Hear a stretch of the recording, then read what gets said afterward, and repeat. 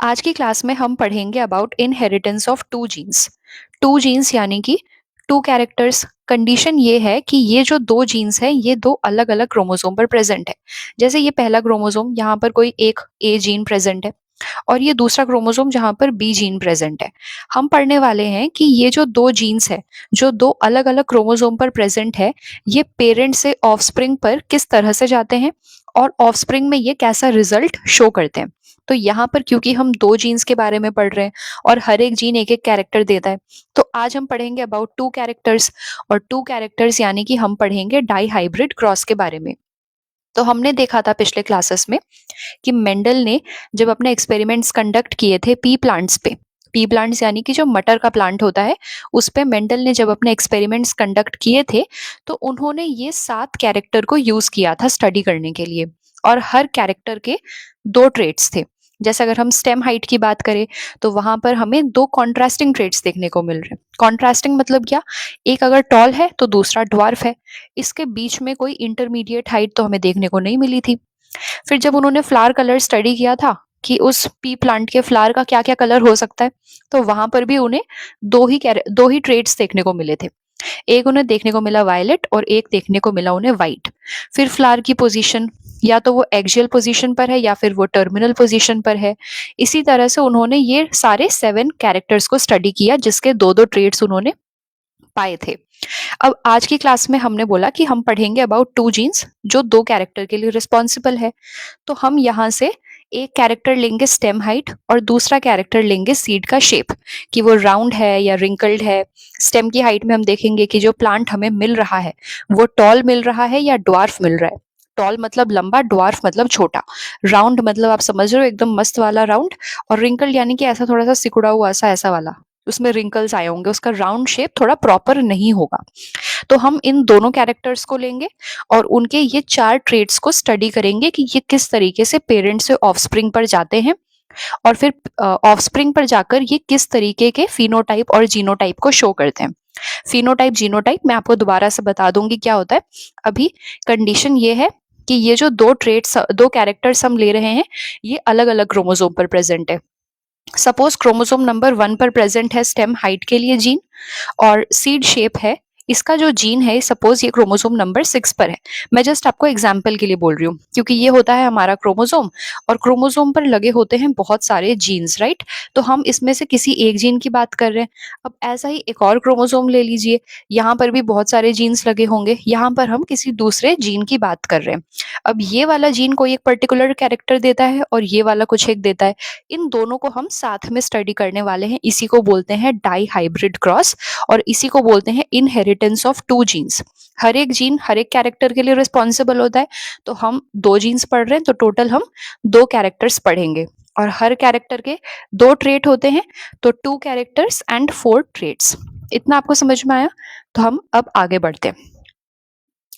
देखिए, हमने बोला कि हम दो जो कैरेक्टर ले रहे हैं उसमें हम एक ले रहे हैं स्टेम की हाइट, कि वो टॉल होगा या ड्वार्फ होगा, और दूसरा हम लेंगे सीड का शेप, कि वो राउंड होगा या रिंकल्ड होगा।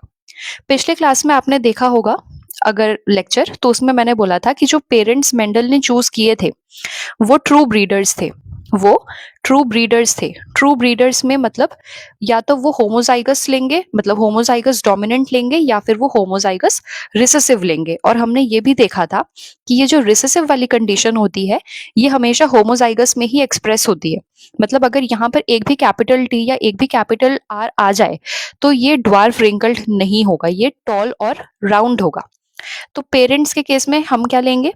पेरेंट्स में हम लेंगे होमोजाइगस डोमिनेंट और होमोजाइगस रिसेसिव। तो एक पेरेंट हमने लिया होमोजाइगस डोमिनेंट जो है टॉल और राउंड, तो इसका जीनोटाइप कैसा हो जाएगा? Capital T capital T capital R capital R. अगर आपको ये कंफ्यूजन हो रहा है कि हमें कैसे पता कि कौन सा जो फिनोटाइप है वो डोमिनेंट है, हमें कैसे पता कि टॉल डोमिनेंट है या ड्वार्फ डोमिनेंट है, या हमें कैसे पता कि राउंड डोमिनेंट है या रिंकल डोमिनेंट है, तो इसके लिए मैंने बताया था कि इनका इंडिविजुअल आप क्रॉस करके देखेंगे।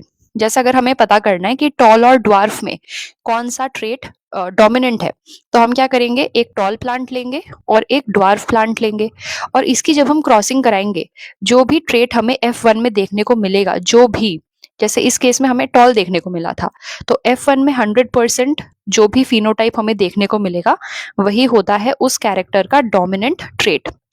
तो इसी तरीके से राउंड और रिंकल्ड में भी जब क्रॉस कराया गया, F1 में 100% राउंड देखने को मिले, तो उससे ये कंक्लूड किया गया कि जो डोमिनेंट ट्रेट है वो हो जाएगा टॉल और राउंड, और जो रिसेसिव ट्रेट है वो हो जाएगा ड्वार्फ और रिंकल्ड।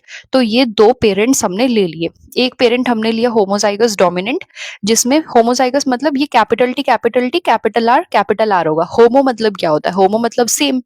तो ये दोनों सेम होने चाहिए, ये दोनों सेम होने चाहिए। अगर हम दोनों कैपिटल ले रहे हैं तो दोनों कैपिटल लेंगे, और अगर दोनों स्मॉल ले रहे हैं तो दोनों स्मॉल लेंगे।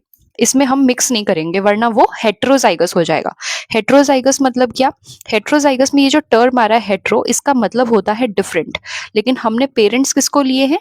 होमोजाइगस। तो होमोजाइगस के केस में यहाँ पर ये कैपिटल टी कैपिटल आर ये हो जाएगा होमोजाइगस डोमिनेंट पेरेंट, और जो दूसरा पेरेंट हम लेंगे क्रॉस करवाने के लिए वो हो जाएगा एक ड्वार्फ और एक हो जाएगा रिंकल्ड, यानी कि स्मॉल टी स्मॉल आर ये हो जाएगा होमोजाइगस रिसेसिव। अब इनसे जो गैमेट्स अलग होंगे, यानी कि इस वाले पेरेंट से जो गैमेट्स बनेंगे और इस वाले पेरेंट से जो गैमेट्स बनेंगे वो भी हमें देखना है, तभी हम डिसाइड कर सकते हैं कि F1 में यानी कि जो फर्स्ट जनरेशन आएगी उसका फिनोटाइप कैसा होगा या उसका जीनोटाइप कैसा होगा। तो यहाँ पर देखिए, ये जो फर्स्ट वाला पेरेंट है कैपिटल आर, इसके गैमेट्स हम कैसे निकालेंगे?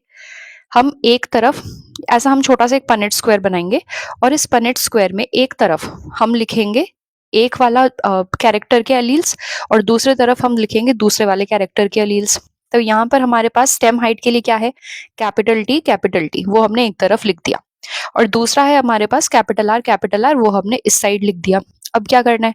इन दोनों को मैच कराइए, तो क्या आ गया? Capital R. फिर इसको और इसको कराइए तो आ गया कैपिटल आर। अगेन जब हम इसको और इसको करेंगे तो कैपिटल आर, और फिर कैपिटल आर ये हमने यहाँ पर लिख दिया। सिमिलरली हम इस पेरेंट के लिए भी यही करेंगे, जो स्मॉल टी है वो हमने इस साइड में लिख दिया, और स्मॉल आर हमने इस साइड में लिख दिया। और जब हम इनको क्रॉस कराएंगे तो सबसे पहले आएगा स्मॉल टी स्मॉल आर, फिर से स्मॉल आर, फिर से स्मॉल टी और स्मॉल आर, और वापस से स्मॉल टी और स्मॉल आर। तो हमें देखने को मिल रहा है कि इस वाले पेरेंट से हमें जितने भी गैमेट्स यहाँ पर जो 4 गैमेट्स प्रोड्यूस हुए हैं सब में कैसा जीनोटाइप मिल रहा है? Capital R. और इस पेरेंट के केस में जो गैमेट्स तैयार हुए हैं वो कैसे हो रहे हैं? Small t small r. चारों के चारों गैमेट्स कैसे हो रहे हैं? Small t small r. यहाँ पर हम 4 क्यों बोल रहे हैं? Because gametes are formed because of meiosis. Gametes कैसे बनते हैं? मियोसिस से बनते हैं। तो मियोसिस के बाद सपोज ये कोई 2n था, तो सबसे पहले यहाँ पर n और यहाँ पर n, और फिर वापस से यहाँ पर एक n, एक और n, यहाँ से तीसरा n, और ये चौथा n। ये होता है टोटल प्रोसेस ऑफ मियोसिस। चिंता मत करिए, इसे हम मॉलिक्यूलर बेसिस ऑफ इनहेरिटेंस में पढ़ेंगे, ठीक है। तो ये जो 4 प्रोड्यूस हुए इन्हीं को हम बोलते हैं गैमेट्स। तो यहाँ पर ये जो 4 गैमेट्स प्रोड्यूस हो रहे हैं इस पेरेंट के केस में, वो सारे कैसे हो रहे हैं? कैपिटल टी कैपिटल आर वाले, और इस वाले पेरेंट के केस में वो प्रोड्यूस हो रहे हैं स्मॉल टी स्मॉल आर वाले, चारों के चारों। तो जब इस कैपिटल टी कैपिटल आर और स्मॉल टी स्मॉल आर का क्रॉस होगा, मतलब इस पेरेंट से कोई एक गैमेट आ गया और इस पेरेंट से कोई एक गैमेट आ गया, अब जब इन दोनों का फ्यूजन होगा और फ्यूजन से जो जाइगोट बनेगा उसका जीनोटाइप कैसा आ जाएगा? एक कैपिटल टी इधर से, एक स्मॉल टी इधर से, एक कैपिटल आर इधर से और एक स्मॉल आर यहाँ से। तो ये क्या बन गया? Capital T capital R small are.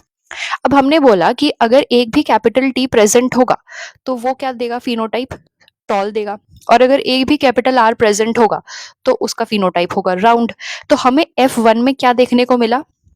हमें क्या देखने को मिला? वो होता है फिनोटाइप।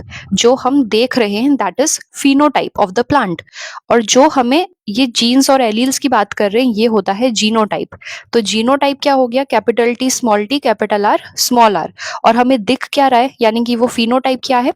जो प्लांट हमें दिख रहे हैं F1 में, they are all tall and round, ये हो जाएगा इसका क्या? फिनोटाइप। ये हो जाएगा F1 के प्लांट्स का फिनोटाइप। तो यहाँ पर क्योंकि ये F1 में हमें सारे के सारे टॉल और राउंड दिख रहे हैं तो ये हो जाएगा डोमिनेंट ट्रेट। अब अगला देखो, हम क्या करेंगे? इस F1 के प्लांट को लेंगे, दो F1 के प्लांट्स को लेंगे, क्योंकि F1 में हमें सारे कैसे मिले हैं? टॉल और राउंड मिले। तो हम F1 के कोई भी दो प्लांट्स ले लेंगे और उनकी क्रॉसिंग कराएंगे। अब क्योंकि हम F1 के प्लांट्स को जो सेम दिखते हैं उनको क्रॉस करा रहे हैं, इस प्रोसेस को बोलते हैं सेल्फिंग। कि F1 में जैसा है, जो जैसा प्लांट है उसको उसी के सिमिलर प्लांट से हमने क्रॉस करा लिया। तो इसको बोलते हैं सेल्फिंग। अब आप दोबारा से इसमें गैमेट्स कैसे प्रोड्यूस होंगे, फिर से पनेट स्क्वायर बनाएंगे और इसके गैमेट्स एक तरफ हम लिखेंगे कैपिटल टी स्मॉल टी, एक तरफ लिखेंगे कैपिटल आर स्मॉल आर। इसके लिए भी हम सेम करेंगे। तो हमें यहाँ पर ये अलग अलग टाइप के गैमेट्स देखने को मिल रहे हैं। अब हम इसकी F2 निकालेंगे कि जब हम इनको क्रॉस कराते हैं, जो सेकेंड जनरेशन यहाँ पर आ रही है या फिर जो फीलियल 2 जनरेशन यहाँ पर आ रही है वो कैसी होगी, उसका जीनोटाइप कैसा होगा, उसका फिनोटाइप कैसा होगा, वो हमें देखना है। तो हम देख लेते हैं कि इसकी क्रॉसिंग कैसे करते हैं। तो एक तरफ हम एक पेरेंट का लिखेंगे, सपोज हम पहले इस पेरेंट की बात करते हैं। तो यहाँ पर एक आ गया कैपिटल टी कैपिटल आर ये वाला, सेकंड हम लिख रहे हैं स्मॉल टी स्मॉल आर ये वाला, फिर हम लिख रहे हैं कैपिटल टी स्मॉल आर और फिर हम लिख रहे हैं स्मॉल टी स्मॉल आर। और ये इस तरफ हम लिखेंगे दूसरे पेरेंट्स का। एक हो गया कैपिटल टी कैपिटल आर, एक हो गया small t small r capital R, एक हो गया कैपिटल टी स्मॉल आर और एक हो गया स्मॉल टी स्मॉल आर। अब हम इनकी क्रॉसिंग कराएंगे। सबसे पहले वाले डब्बे में हम क्या लिखेंगे, ये कैपिटल टी, ये कैपिटल आर, ये कैपिटल आर। तो ये कैसा आ गया, capital T capital R capital R. अब क्या आएगा, एक आएगा कैपिटल टी, एक आएगा स्मॉल टी और दो आएंगे कैपिटल आर, क्योंकि यहाँ पर ये क्या है, ऐसे वाला दोनों यहाँ पर कैपिटल आर है। थर्ड वाले पे क्या करेंगे, capital T capital R small r. इस वाले पे capital T capital R small r. फिर यहाँ पर capital T capital R small t capital R capital T capital R small r, small t capital R small r. फिर इस वाले पे capital T capital R small r, फिर इस पे capital T capital R small r, capital T small r capital T small r. अब last वाला जो है लाइन, उसमें capital T capital R small t capital R small r, capital T small r और इस लास्ट वाले डब्बे पे सारे स्मॉल रहेंगे। तो आप ध्यान क्या देंगे कि ये जो पहले वाला डब्बा है इस पे सारे कैपिटल होंगे और ये जो लास्ट वाला डब्बा आता है इसमें सारे स्मॉल होंगे, ठीक है। तो ये हो जाएगा होमोजाइगस डोमिनेंट और ये हो जाएगा होमोजाइगस रिसेसिव। और ये हमेशा हमें कितने मिलेंगे, एक ही मिलेगा। जितने भी तुम क्रॉस करा लो यहाँ पर, टोटल यहाँ पर कितने डब्बे हैं, 16 डब्बे, यानी कि हमें यहाँ पर टोटल 16 प्रोजेनी देखने को मिल रही है अलग अलग टाइप की। इन 16 में से 1 out of 16 is this one and 1 out of 16 is this one और रिमेनिंग 14 का अभी हम देखेंगे। अगर आपको समझ में आया है तो ठीक है, नहीं आया है तो वापस से हम यहाँ पर फिल कर सकते हैं इसे। देखिए आप दोबारा से मेरे साथ साथ फिल करिए। अभी हम देखेंगे कि इसका जीनोटाइप क्या आ रहा है, ठीक है। तो कैपिटल टी मैं इसे फटाफट फिल कर दे रही हूँ, आप भी तब तक बना लीजिए अपना वाला। फिर हम इसका जीनोटाइप तो देख ही रहे, इसके बाद हम इसका फिनोटाइप देखेंगे और काउंट करेंगे कि कितने नंबर में ये आ रहे हैं। गलत नहीं करना है वरना काउंटिंग में गड़बड़ होगी।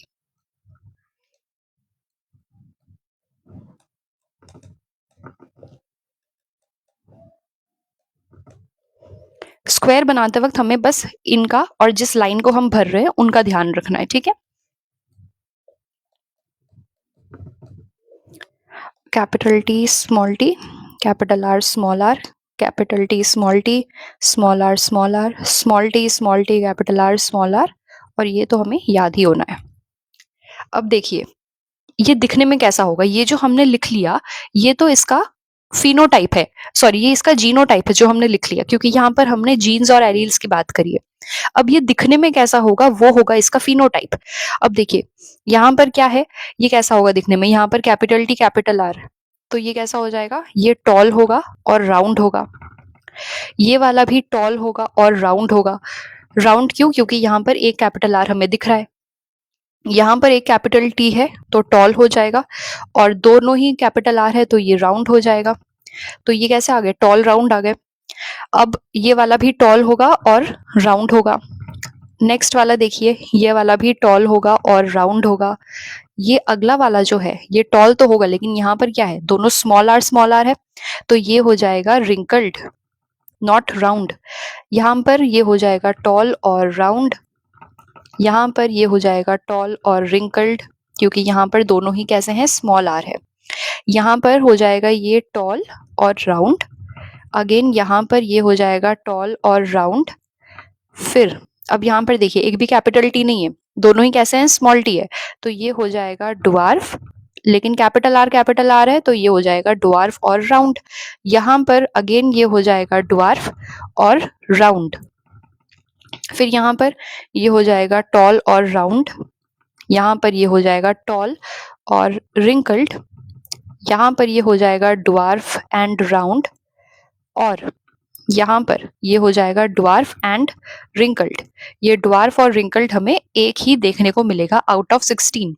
अब हम करेंगे इसकी काउंटिंग। काउंटिंग कैसे करेंगे, देखिए काउंटिंग में हमें करना है इसका फिनोटाइप काउंट सबसे पहले, क्योंकि क्वेश्चन में यही पूछा जाता है। जीनोटाइपिक रेशियो आपसे नहीं पूछेंगे, वो आपको हो सकता है कुछ एक पर्टिकुलर कंडीशन में काउंट करने दे, जिसको हम आगे देखेंगे कैसे करना है।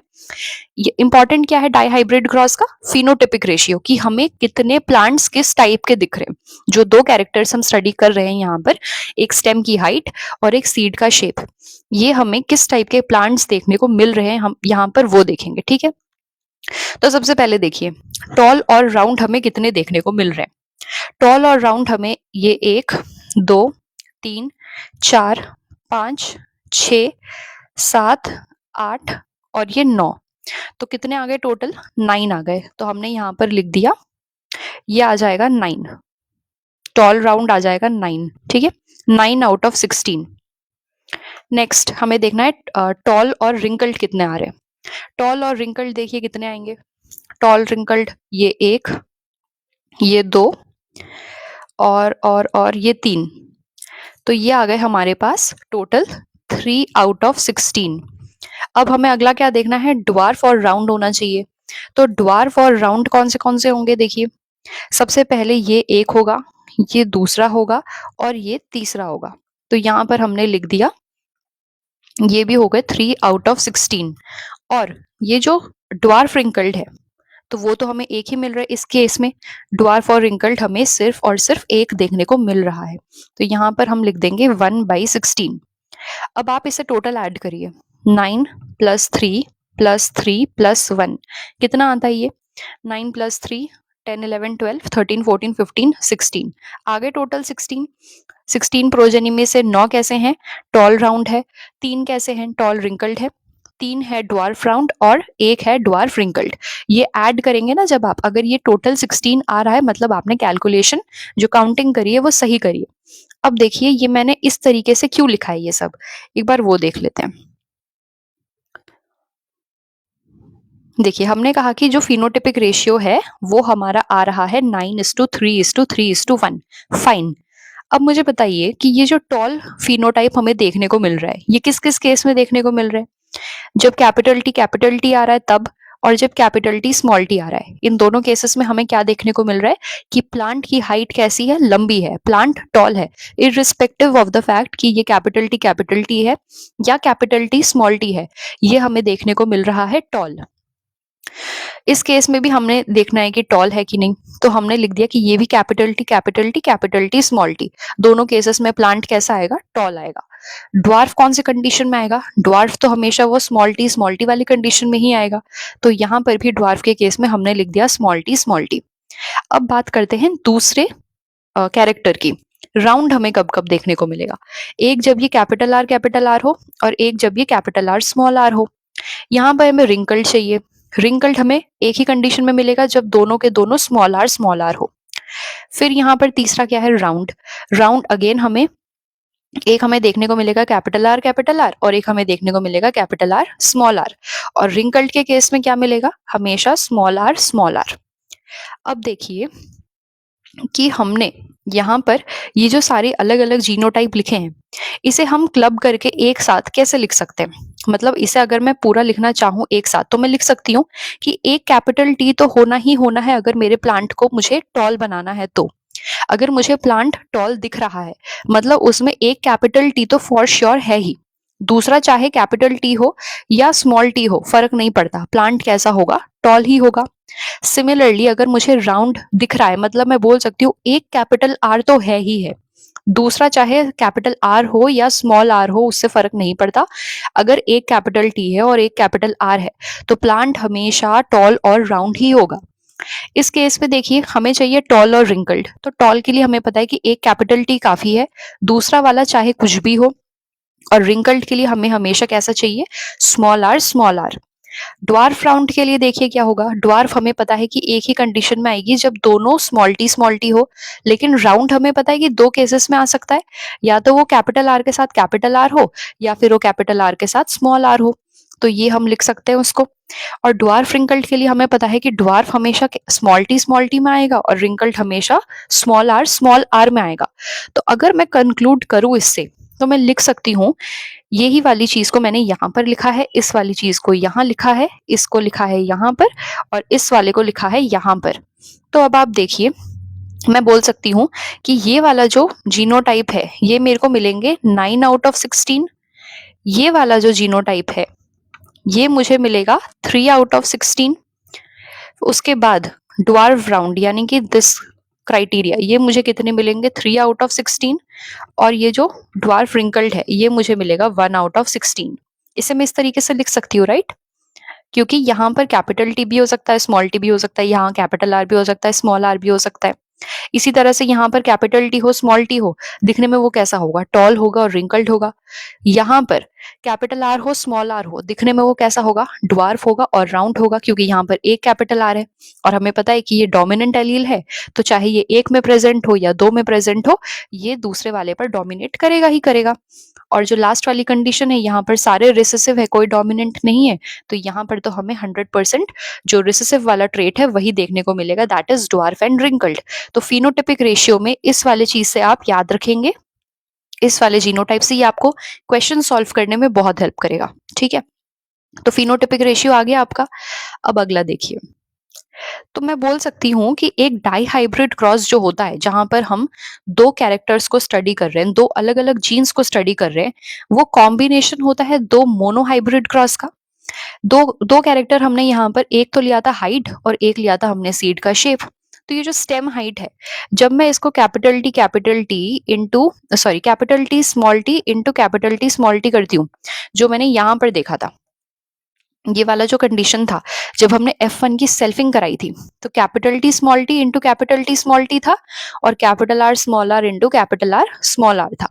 अब हम इसी को देखेंगे, देखो जब मैं यहाँ पर capital T into capital T small T करूंगी तो मुझे क्या मिलेगा, एक मिलेगा मुझे कैपिटल टी, एक मिलेगा मुझे कैपिटल टी स्मॉल टी, एक मिलेगा कैपिटल टी स्मॉल टी और एक मिलेगा स्मॉल टी। ये आपको पता है मोनो हाइब्रिड क्रॉस कैसे करते हैं, हमने इसके पहले वाले लेक्चर में बात करी थी। तो ये जो कैपिटल टी है ये कितने आ रहे हैं आपके पास, टोटल आपके पास है यहाँ पर 4 में से एक है आपके पास कैपिटल टी, तो इसको आप क्या लिख सकते हैं कि ये आपके पास कितने नंबर में प्रेजेंट है, इस ये है 1 आउट ऑफ 4। सिमिलरली ये कैपिटल टी स्मॉल टी आपके पास कितने हैं, ये हैं आपके पास 2 आउट ऑफ 4 और ये स्मॉल टी कितना है 1 आउट ऑफ 4।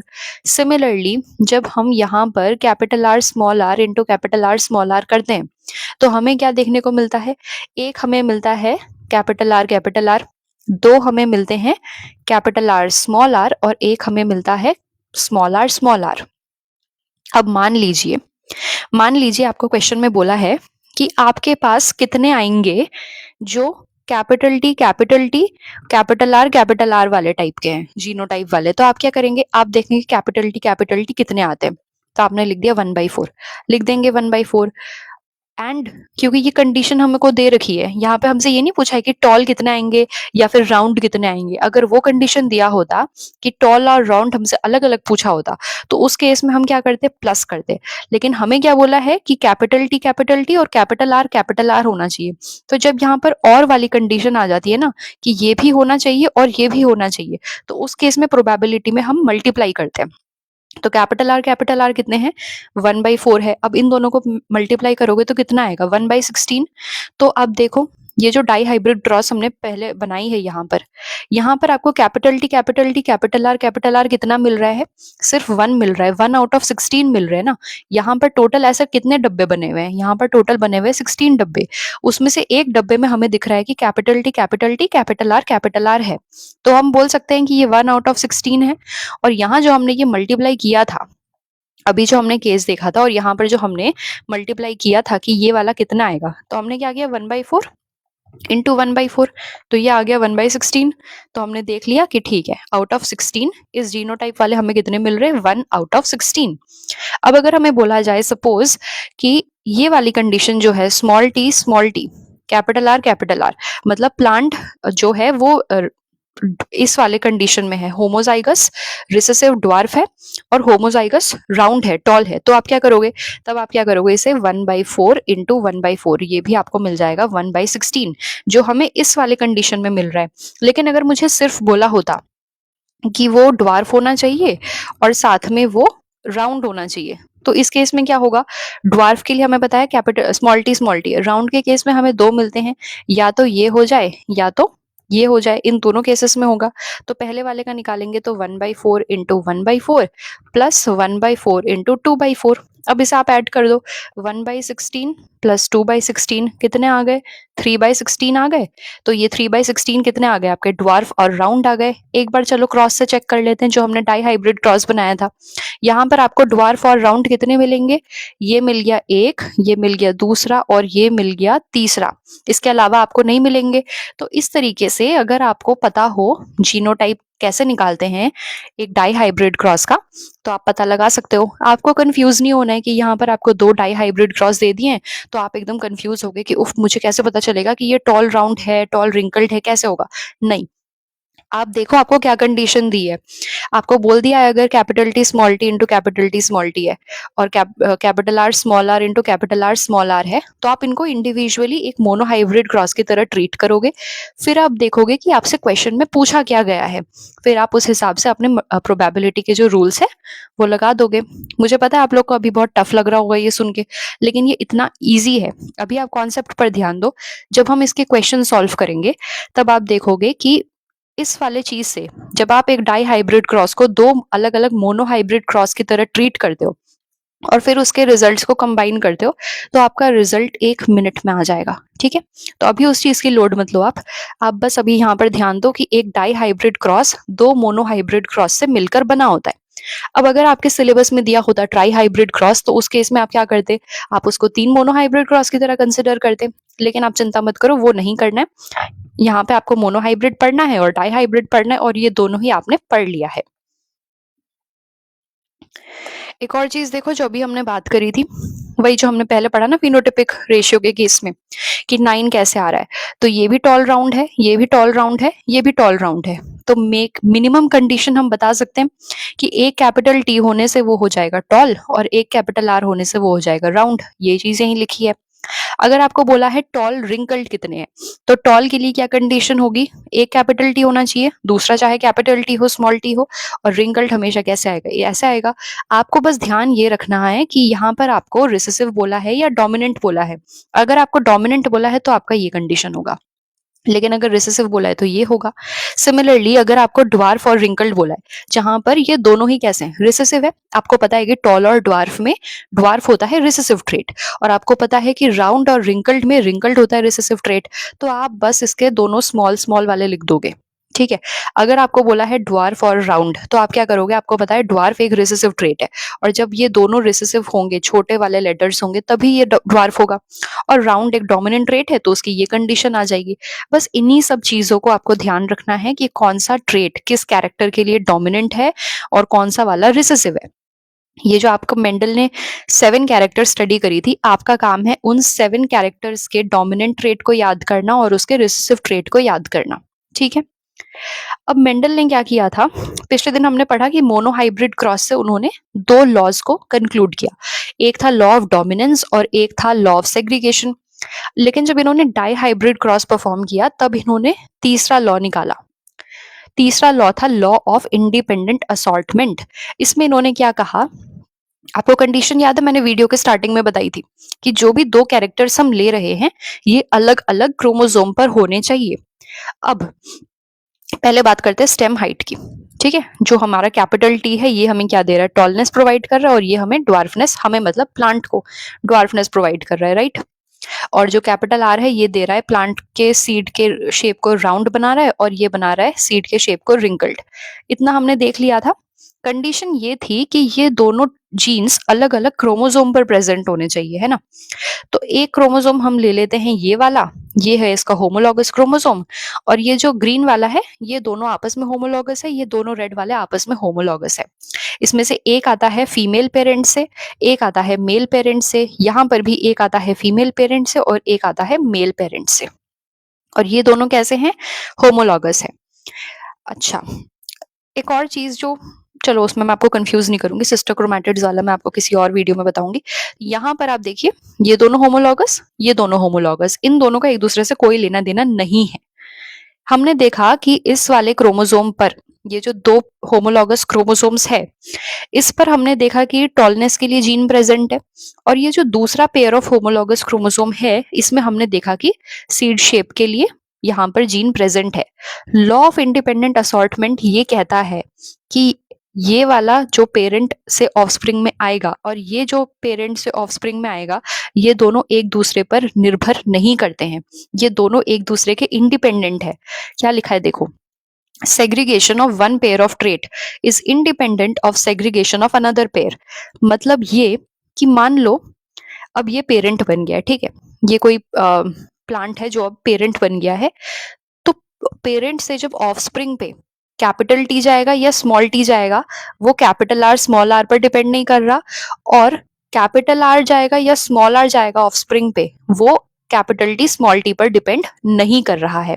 मतलब कि ये जो दोनों क्रोमोसोम्स अलग अलग होंगे, इनके जो ऑफस्प्रिंग्स होंगे उसमें से यहाँ से तो कोई एक ही जाएगा ना, ये दोनों के दोनों तो नहीं जा सकते पेरेंट से ऑफस्प्रिंग पे। जब पेरेंट से ऑफस्प्रिंग पे जाएगा तो हर एक क्रोमोसोम जो होमोलॉगस क्रोमोसोम का पेयर है, हर एक से एक एक ही जाएगा, या तो इन दोनों में से ये जाएगा या फिर ये जाएगा, ये दोनों नहीं जाएगा। और इन दोनों में से या तो ये जाएगा या तो ये जाएगा, ये दोनों थोड़ी ना जाएंगे। अब इन दोनों में से कौन सा जाएगा ऑफस्प्रिंग पे और इन दोनों में से कौन सा जाएगा ऑफस्प्रिंग पे, ये इन दोनों पे डिपेंड नहीं करता है। कैपिटल टी स्मॉल टी अपना अलग अलग अलग होंगे और ये वाला अपना अलग सेग्रीगेट होगा, ये इस पर डिपेंड नहीं करेगा और ये इस पर डिपेंड नहीं करेगा। देखो, segregation of one pair of trait, sorry, segregation of one pair of trait यानी कि ये वाला is independent of segregation of another pair. मतलब कि जो यहाँ पर हमारे कैसे गैमेट्स बनेंगे, देखो यहाँ पर अगर हम इस होमोलॉगस क्रोमोसोम की बात करते हैं तो एक बनेगा कैपिटल टी, एक बनेगा स्मॉल टी, यहाँ पर एक बनेगा कैपिटल आर और एक बनेगा स्मॉल आर।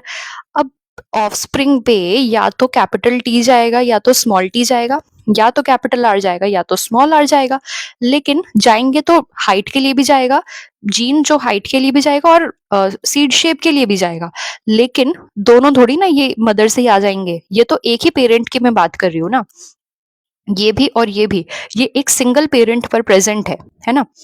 तो यहाँ पर जब ऑफस्प्रिंग पे जाएगा, मैं मान लेती हूँ कैपिटल टी आया और यहाँ से स्मॉल आर आया, तो ये ऑफस्प्रिंग पर चला गया कैपिटल टी स्मॉल आर।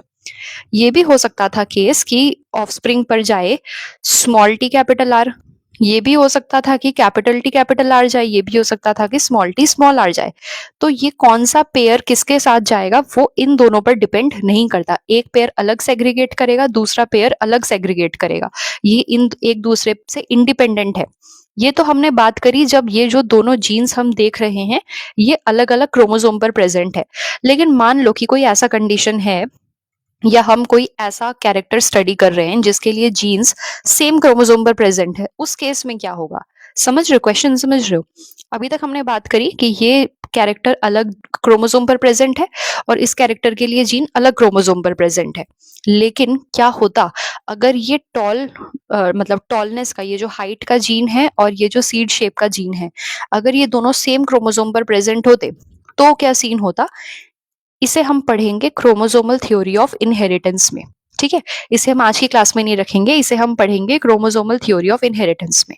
आज की क्लास के लिए इतना ही। अगर आपको समझ में आया है तो वीडियो को लाइक कर देना और चैनल को सब्सक्राइब कर देना, क्योंकि हम इसी तरीके से सारी चीजों को डिटेल में पढ़ने वाले हैं। Thank you.